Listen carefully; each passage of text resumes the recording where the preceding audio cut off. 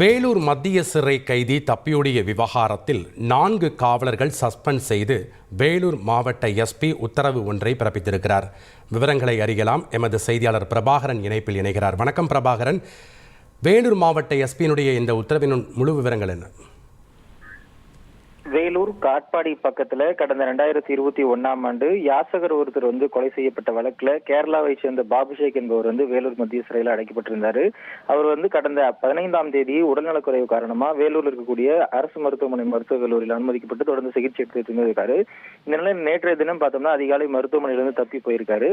அவர் தொடர்ந்து போலீசார் தேடி வரக்கூடிய சூழல்ல அவர் சிறைக்கு அவர் பாபுஷேக் தப்பியோட சிசிடிவி காட்சிகள் வெளியாயிருக்கு.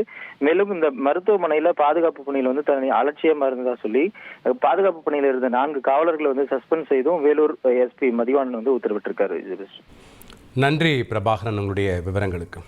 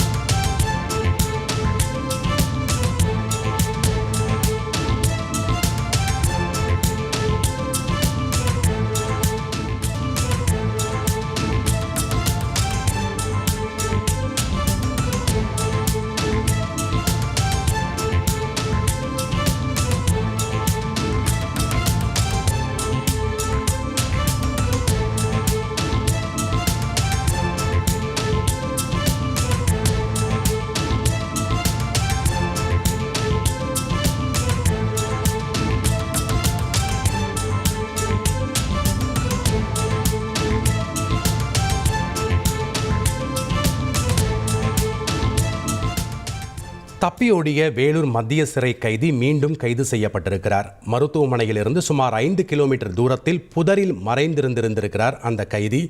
சுமார் 30 மணி நேரத்திற்கு பிறகு கைதியை மடக்கி பிடித்திருக்கிறார்கள் வேலூர் ஆயுதப்படை போலீசார். இதனை நாம் அண்மை செய்தியாக பார்த்து கொண்டிருக்கிறோம்.